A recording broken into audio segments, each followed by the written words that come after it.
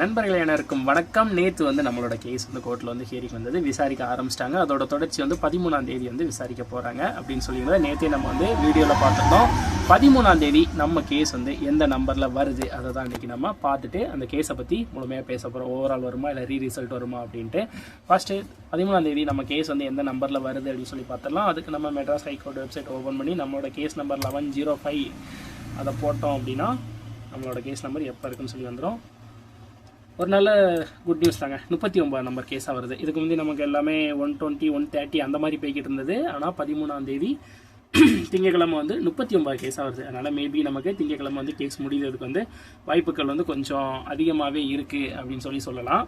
ஆனால் ரிசல்ட் வருமா ஓவரால் வருமா அப்படிங்கிறது வந்து நம்ம கையில் இல்லை, ஜட்ஜு கையில் தான் இருக்குது. ஜட்ஜ் என்ன சொல்கிறாங்களோ அதை பொறுத்து தான் நமக்கு வந்து வரும். நம்ம கூட யூடியூப்பில் ஒரு போஸ்ட் வந்து போட்டிருந்தோம், ரிசல்ட் வந்தால் நல்லாயிருக்குமா இல்லை ஓவரால் கட் ஆஃப் வந்தால் நல்லாயிருக்குமா அப்படின்ட்டு. அது கூட 716 பேர் வந்து ஓட் பண்ணியிருந்தாங்க. அதில் 83% பேர் வந்து ஓவரால் கட் ஆஃப் தான் வந்து பண்ணியிருந்தாங்க. ஒரு சில பேர் வந்து ரிசல்ட்டுக்கு வந்து பண்ணியிருந்தாங்க. சரி, ஓகே. இப்போ எந்த ரிசல்ட் வர்றதுக்கு பாசிபிலிட்டிஸ் அதிகமாக இருக்குன்னு நம்ம ஒரு சில லாயர்கிட்ட வந்து பேசியிருந்தோம்.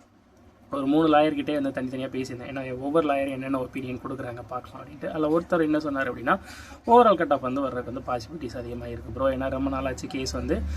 இப்போ ஏன்னா லாஸ்ட் இயர் நவம்பர்லேயே வந்து நடந்த செலெக்ஷன் எக்ஸாம் நடந்தது. இப்போ வரைக்கும் வந்து ஓவரால் வரல. நான் பசங்களை வந்து ட்ரைனிங் போல் 2026 பேஜ் நோட்டிஃபிகேஷன் இன்னும் வராததால் ஓவரால் வர்றதுக்கு வந்து வாய்ப்பு இருக்குது அப்படின்னு சொல்லி சொன்னாங்க. ஆனால் மற்ற 2 லாயர் என்ன சொன்னாங்க அப்படின்னு சொல்லி பார்த்தீங்கன்னா, ரிசல்ட் தான் கன்ஃபார்மாக 100% வந்து வர வாய்ப்புகள் வந்து அதிகமாக இருக்குது அப்படின்னு வந்து சொல்லியிருந்தாங்க.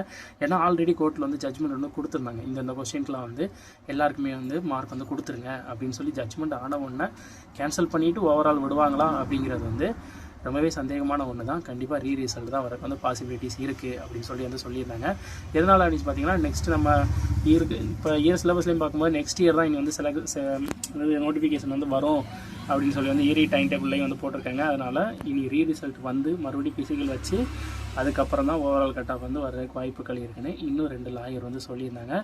ஆனால் என்ன நடக்குது அப்படிங்கிறத பொறுத்திருந்து திங்கக்கிழமை பார்க்கலாம். திங்கக்கிழமை நமக்கு ஜட்ஜ் ஒரு வேளை மனசு வந்து ஓவரால் கட் ஆஃப் விட்டாலும் விடலாம், இல்லை ரிசல்ட் வந்து விட்டுட்டு ப்ராசஸ் பண்ணுங்கள் அப்படின்னு சொல்லலாம். இல்லை ஓவரால் கட் ஆஃப் விட்டுருங்க, இந்த யாருக்கெல்லாம் கிரேஸ் மார்க் வருதோ அவங்களுக்குலாம் பேக்லாக் மூலமாக கூட ஃபிசிக்கல் வைங்கன்னு சொல்லி கூட சொல்லலாம். என்ன நடக்குன்னு திங்கக்கிழமை பொறுத்திருந்து பார்க்கலாம். தேங்க்யூ.